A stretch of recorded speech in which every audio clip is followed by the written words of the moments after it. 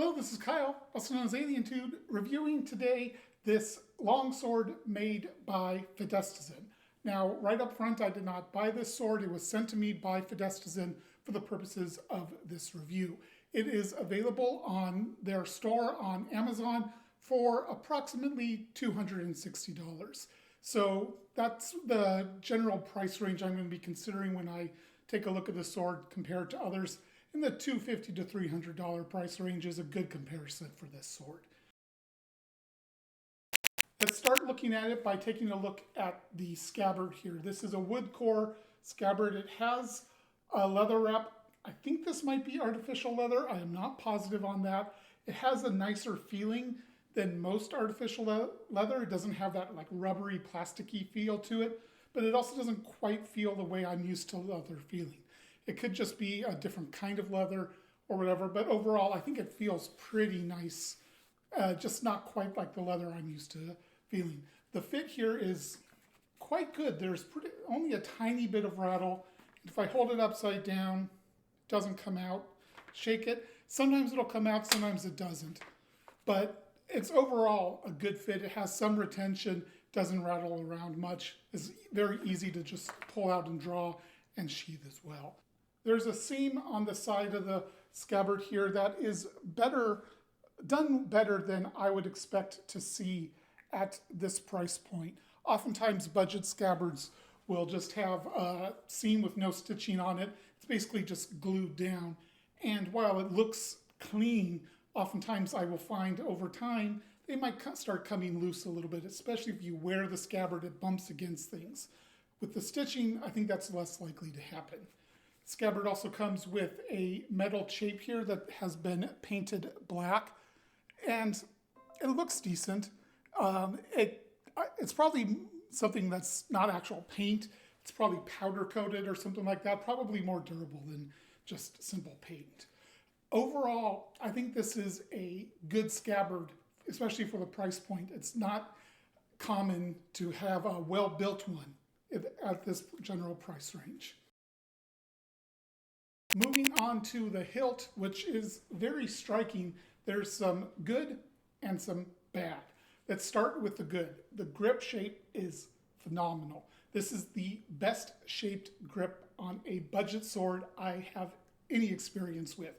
It's got this really nice hexagonal shape that's flat in my hand but feels super comfortable and just fits in the hand beautifully with very excellent idea of edge alignment.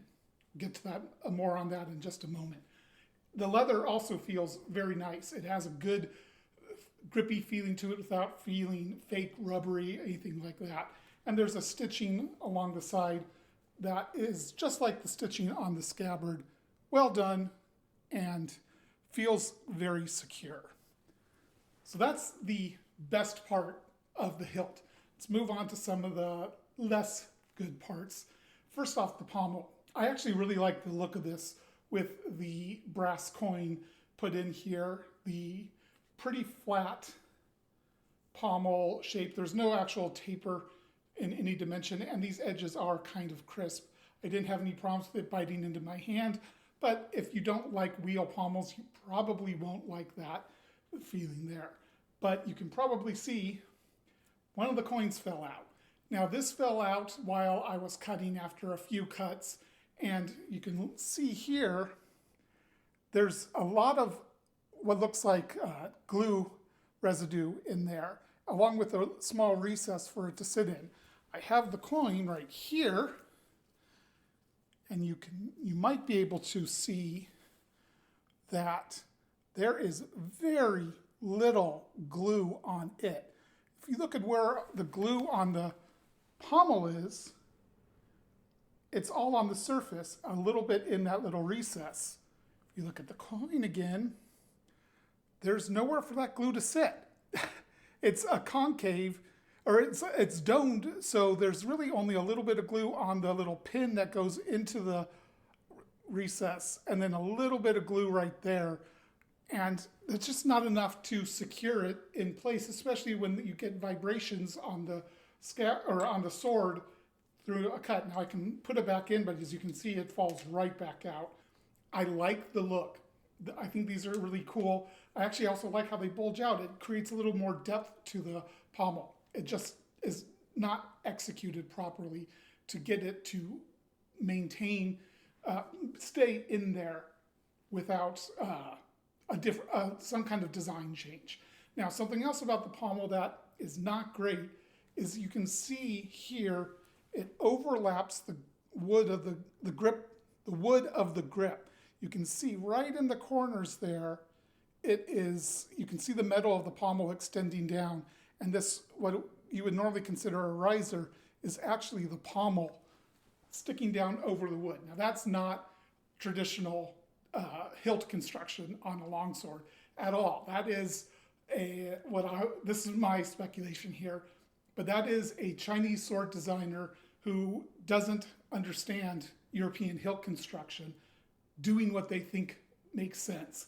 And it's not quite right. The idea here is the tang sits inside the pommel and everything is compressed down through the peen, so it's all one tight fit, and you don't need the pommel to be a cap on the end of the grip.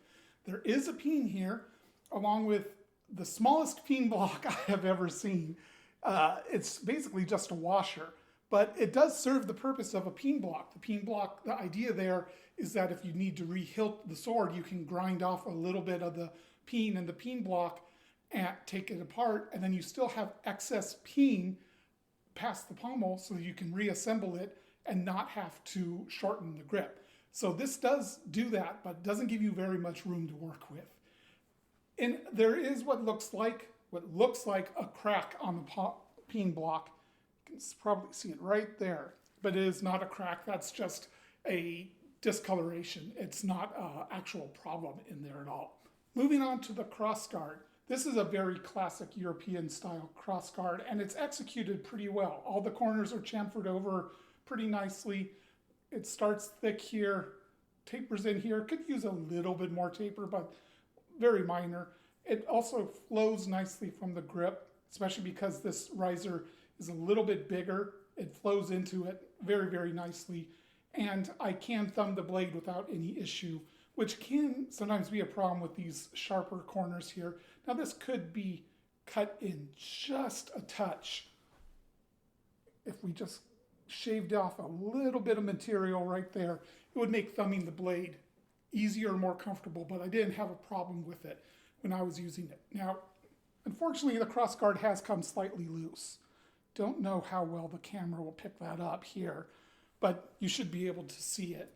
And it came loose before I did any cutting, actually. I took it out of the scabbard one time and it's like, wait, what was that? And I felt it be a little loose. Now, it's not a lot loose, but it is enough that it makes me a little bit concerned about the construction. Now, I was thinking, okay, that's not a big deal. I could probably put some super glue down in there and probably fix it right up, but that's when I noticed a different problem. And this problem affected everything with this sword. And hopefully you can see it there, that the crossguard, or rather the blade, does not sit in the right part of the crossguard. It is off angle. So the blade is at an angle to the grip. So if the blade or the grip is right here, the sword is just off a little bit. And that's going to cause us some more issues, which we'll get into in just a moment. You can also see that the gap in the guard is frankly quite large. It's a huge recess that they milled in there, but that's okay. It's not uncommon on historical swords. On a budget sword, there's going to be some people who loathe this. There's going to be some people who don't care about it at all. For me, on a budget sword, it's not a big deal.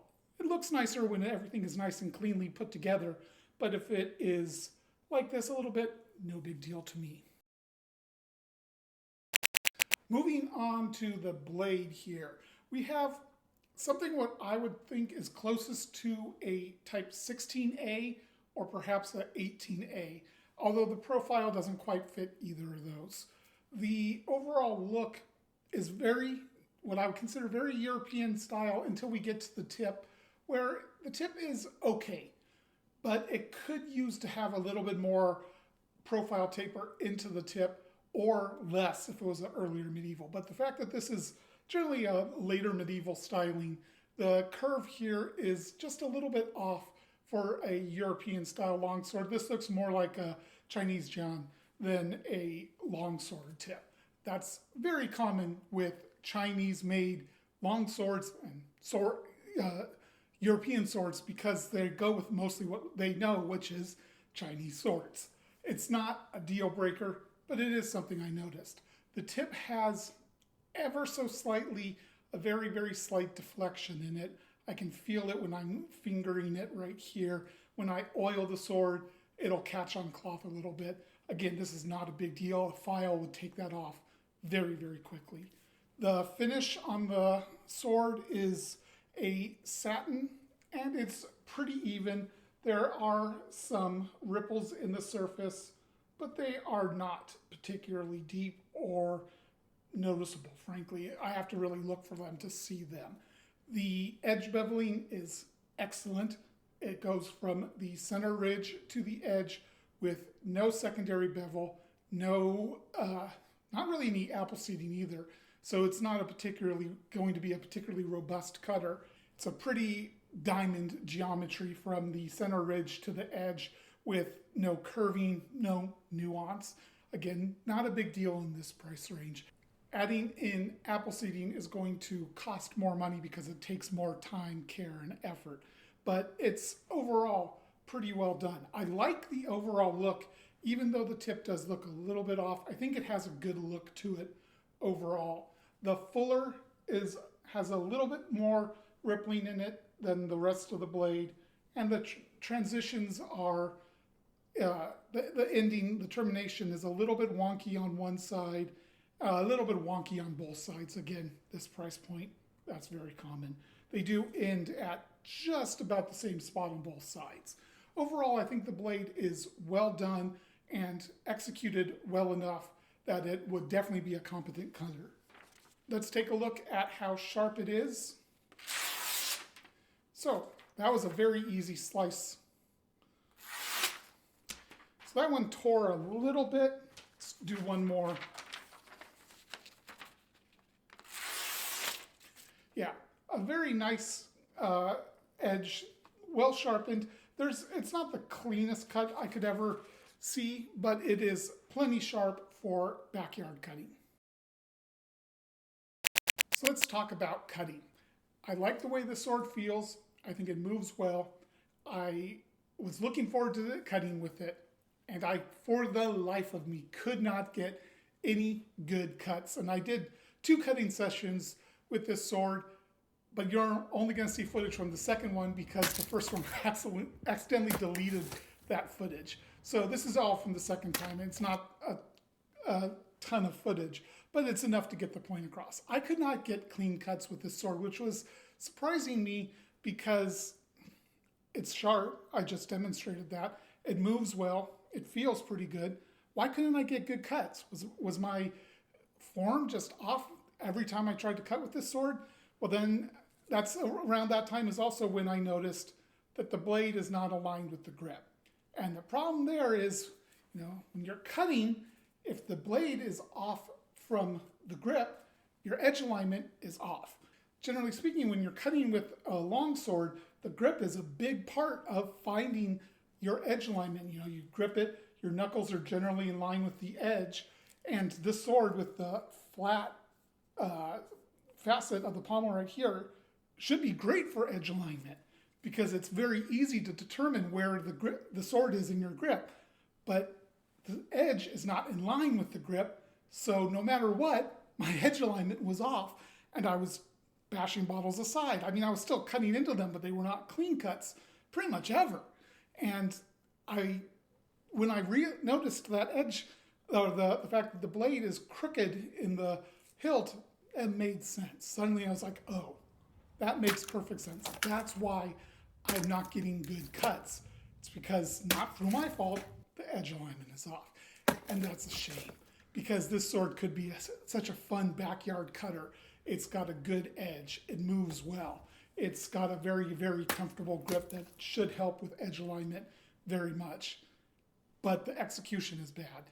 The being misaligned with the grip, it's kind of a fatal flaw on the sword because I have to fix that. I basically need to reassemble the entire sword, potentially even completely re-hilt it. There might be a twist in the tang here. I wouldn't know without taking it apart.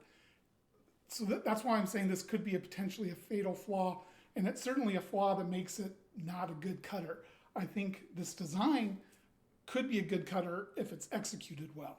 Now, I did bring this up to Fidesztazin before recording the review. They requested some pictures of it. I sent those pictures, and I haven't heard back yet. It's been a couple weeks now. That's pretty unusual for Fidesztazin. They usually respond very quickly and with response of, we're going to fix this. I haven't heard back from them. I can't say what's going on. But unfortunately, this specific sword, the cutting is just not up to par.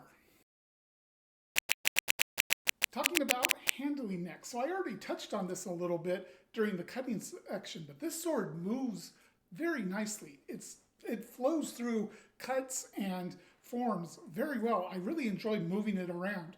It weighs 3 pounds, 1.4 ounces. It's balanced, looks like about 5 inches from the crossguard. Very nice place to be balanced for a cut and thrust balanced sword. Has a good amount of stiffness without being too stiff, which just looking at it, I can see there's distal taper throughout.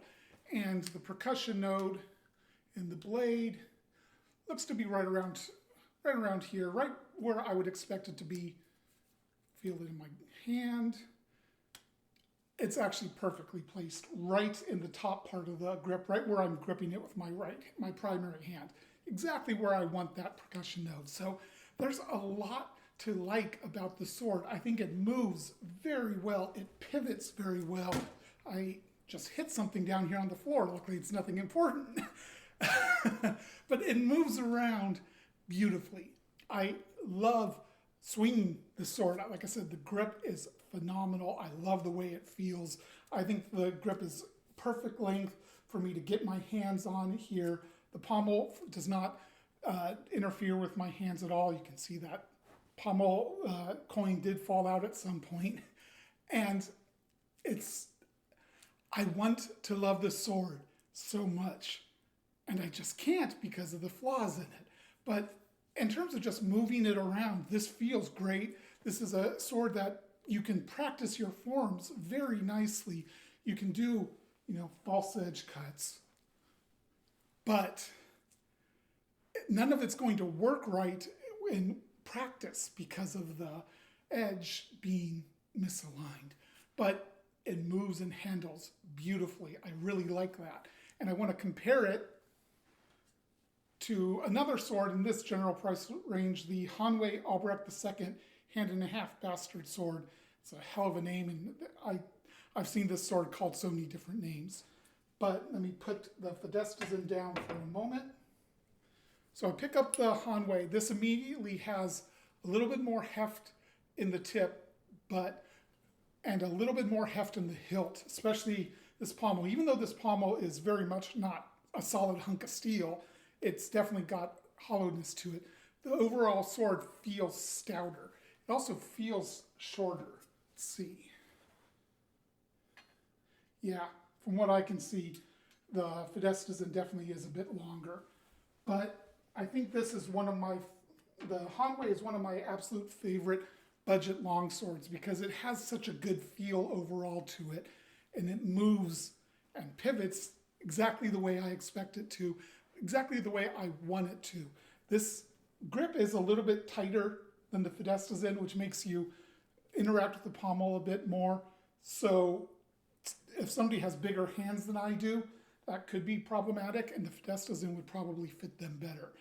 But overall, they actually handle remarkably similar for blades that are fairly similar, but have a decent amount of difference too. All right, so this sword retails at approximately $260. What do you get for that price? You get a beautiful sword. I think this sword has a great look to it, a very nice scabbard that is very functional, and a grip, a sword that handles beautifully, a sword that I love picking up and swinging and moving around. But unfortunately, you also get, at least on this one, a sword that isn't an effective cutter because of the, quite frankly, major flaw in the blade being misaligned. You also get a sword that, on this one, the crossguard has come slightly loose. This coin is popped out almost as soon as I started using it, and just a few inaccuracies, like I said, the blade tip is a little bit off for a longsword. That's not a particularly big deal. But unfortunately, I can't really recommend this sword for the price because there are a good number of flaws on it. The blade obviously is the big one. That misalignment is such a shame. If it were aligned properly with the blade to the tang, the hilt, the grip, all that, it would be an excellent cutter, I think, and I would recommend this sword no problem. But that problem alone is too big for me to say, to overlook. It's just too big of a problem. And then there's also, like I said, the crossguard is slightly loose. I think this could probably be fixed with a little bit of super glue put down into the gap, maybe like a small wooden shim, something like that. That could be fixed pretty easily. But the blade being misaligned, that's not easily fixable. That's a dismantle the hilt and maybe you'll be able to fix it. You'd probably have to rebuild the grip to account for whatever's causing it to do that. And at that point, if that's what you like to do, great. There's people who love to buy budget swords and then rebuild them. And if that's your game, go for it. I think the blade on this is good. So the components are good. The construction is faulty. So if your game is take that and rebuild it and make it better, I think you could be onto something here. And the price is generally pretty attractive. But I don't think that's most people. I think most people just want to buy the sword and have fun with it. And while you can certainly have fun with this, just moving it around and swinging it, you're not going to particularly have fun cutting with it, or at least you're not going to get those clean cuts because the edge alignment is just basically ruined by the sword being off center. Now, all that being said, I have to say this is just one example of this model. For all I know, I just got one bad example and the rest are great and perfectly put together. I can't judge that though. This is the one I have. So while I think Fidestizen they're onto something with this design, I think they need to go back and look at their quality control and their entire hilt construction and up that game a little bit. Especially like the pommel really should be more traditionally attached to the hilt. Now the good thing is I happen to know for a fact that they have contact with a very reputable bladesmith who might be willing to work with them and help them design their swords, but I can't say anything more about that. I don't know if that's even going to happen, but I know it is a possibility. And I hope Fidestizen takes advantage of that because, their motto is, let's make things better. This sword could be there. It just needs to be made better. And that's going to wrap up this review. I want to say thank you to Fidestizen for sending me this sword, and thank you for watching. Until next time, Alien 2 out.